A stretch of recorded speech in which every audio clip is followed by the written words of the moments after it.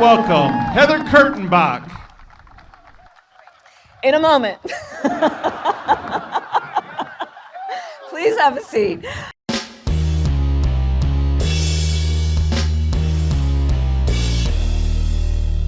How's everybody doing? My name is Anthony Brian Logan, and today we got to talk about the possibility of Vice President Kamala Harris being removed from office and replaced very soon.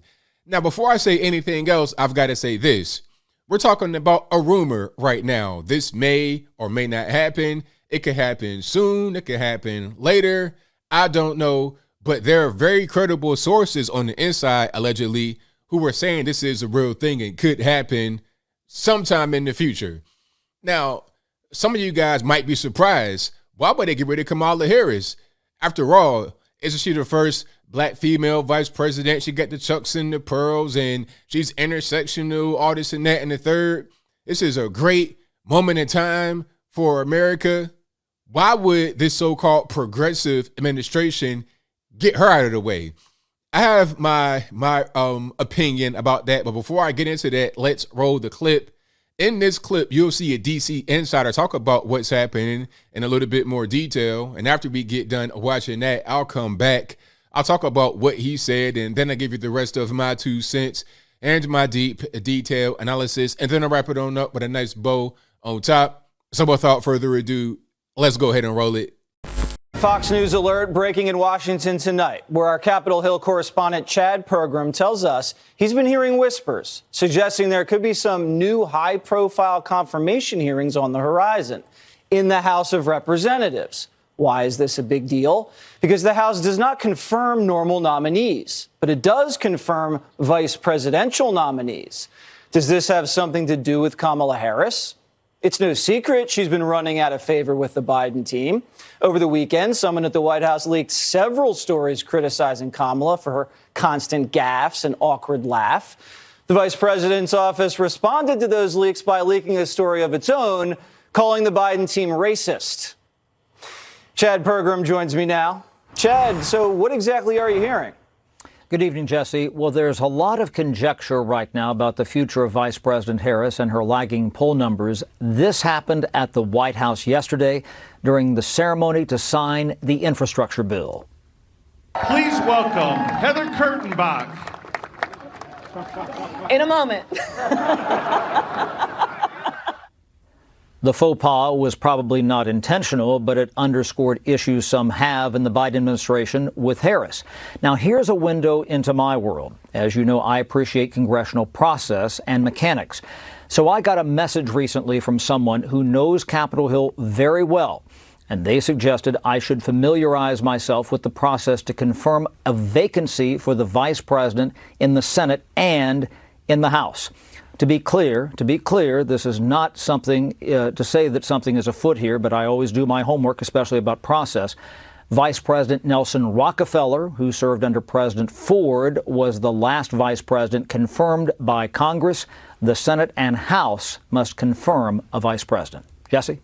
Very interesting, and we'll definitely stay on top of that. That could be big news if it's headed in that direction. Thank you so much, Chad.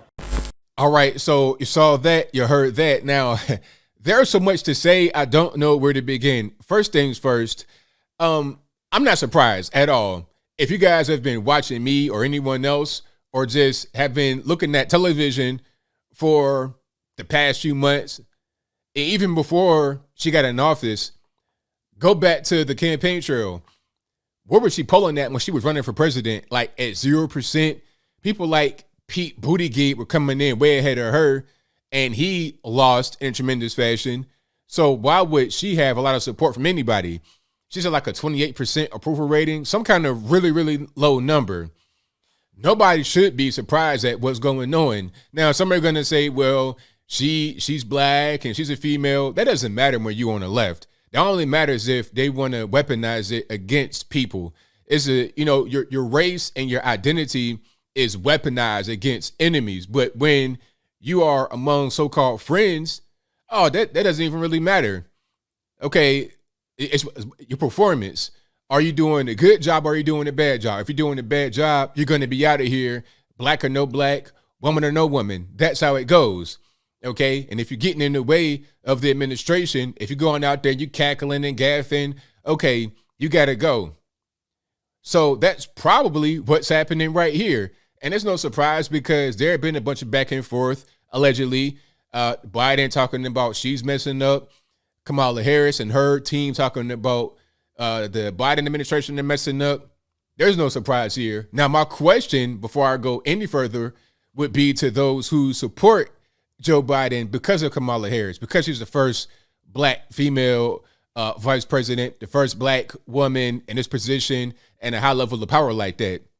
People like Charlamagne the God who said, I didn't vote because Joe Biden was running, because remember, Joe Biden is the one that told Charlamagne the God, if you don't vote for me, you ain't black. You got more questions. You got more questions, but I tell you, if you have a problem figuring out whether you're for me or Trump, and you ain't black. Charlamagne said, I'm not voting for him, I'm voting for her. So if they get her out of the way, now what? You voted for Joe Biden and she's gone. So now all you got is Joe Biden. How you feel about that? The same guy who got on the radio and to your face disrespected you, threw your whole identity away, threw your whole status as a well-respected radio host away, and said, look, man, I don't care about none of that other stuff. Vote for me or you ain't black. What are you going to do then? All the women that got their chucks and their pearls and whatnot on their Facebook profile pictures, you know, your Facebook auntie with the chucks and the pearls and all this and that. Now, what are they going to do now? What's going to be the next course of action? I mean, I didn't vote for the guy, so I'm straight. But what about those who did vote for him? And also the question would be, why try to get rid of her when the big guys obviously got 2 feet in the grave? This man got 1 foot on a banana peel leading straight to 6 feet in the dirt, and the other foot on a banana peel going to the upper room. Either way, he's not going to come back to planet Earth. You understand what I'm saying? He's pretty much on his last leg. Anybody with a pair of eyes and a pair of ears can see and hear what's happening. This guy is not well. That's just a fact. And it's kind of cruel, quite frankly, because you shouldn't be out there like that as an elder. But different story, I digress. The whole point is that if anyone was to get removed from office, it should be Joe Biden. You're talking about the ability to just be out there and live. But see, I think what's happening is that they don't want to have him mess around and croak on TV and then have Kamala Harris be the one that succeeds him. So before that happens, they're going to get her out of the way. That's my thought process. And again, this is a rumor, so there's nothing that's been set in stone, but there's quite a bit of clamoring on Capitol Hill because I've heard this a lot from people that I won't mention, but I've heard this a lot that this is something that they're talking about.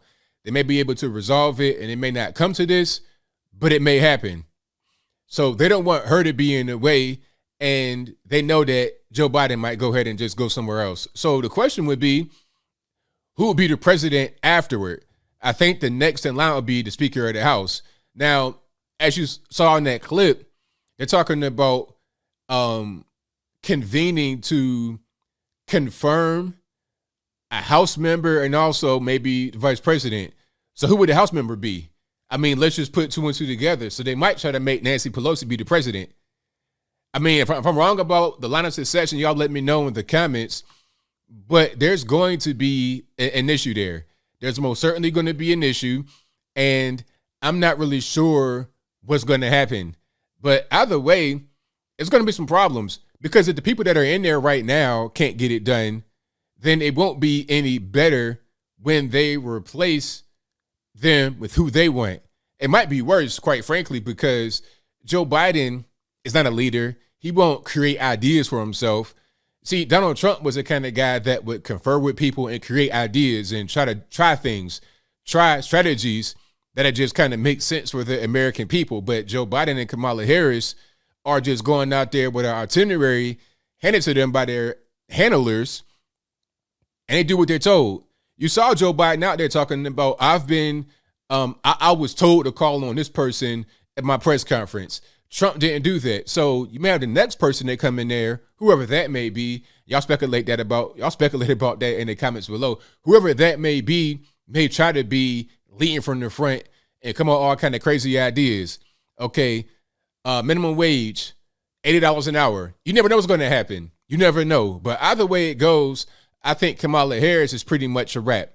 Okay. Even if she doesn't get kicked out, she will be she'll be very limited in the things that she's allowed to do. Even a few months ago, they were going overseas, going to some of these meetings and whatnot, and she wasn't invited. You got Joe Biden's wife doing more than the vice president does. That's really crazy. That's where we are nowadays in politics, you know. But the Democratic Party, is funny that they have all these allegations against them of racism and sexism, all these other obes in this. But they're the progressive ones, right? They're the anti-obes in this. They're the ones that are going to fight for your right. They're going to fight for the little guy. If that's the case, if they're so progressive, then I can't tell. They appear to be business first, right? They want to get these ridiculous spending bills passed, spending $100 trillion or something like. They want to get that passed. They don't really care about your identity or anything. They care about money. They care about paying off their sponsors, paying off Big Pharma, paying off all these big tech companies. They care about doing stuff like that. They care about not only paying big tech off, they care about controlling big tech to control you. That's what's going on here. But I think I'll leave that right there for now. And what say you? How do you feel about the prospect of Kamala Harris being removed from office? Is it a good idea, bad idea? Whatever your thoughts are, let me know in the comments below. How you think those people feel who voted for Joe Biden because Kamala Harris was running with him? How did they feel, gypped right now, or do they even really care? Is it like, oh, whatever, he's not Trump? You know, I know that inflation is rising. I know cost of living is going through the roof. I can't find a house. I'm homeless. Fentanyl's everywhere. I'm seeing a junkie doo-doo on the ground in front of my kid's school. But it's all right. We don't have no more mean tweets, right? We don't have no more orange man, right? So it's all good, I suppose. You guys pretty much know where I'm at. I think this is something that's predictable, quite frankly, because the Democratic Party, they don't really care. It's all about just trying to get certain things done. All this intersectionality and identity and race and, you know, pro-blackity, black, that does not matter. It don't matter. We saw that during the campaign when Joe Biden screamed on a room full of black people, screamed on them, and nobody said a word. Nobody said a word. But if that was Trump doing that, you already know what it would be. They don't really care about your identity. They only care about your identity when it comes time to weaponize it against you as an American citizen. It must suck to realize that after you voted for the guy, but you guys are very smart that watched me, so you probably didn't do that. But for those who did, hey, I'm not judging you, but don't do it again. And whatever your thoughts are, please let me know in the comments below. And that's all I got to say for this video. If you like what you heard, please comment, rate, share, and subscribe. Peace.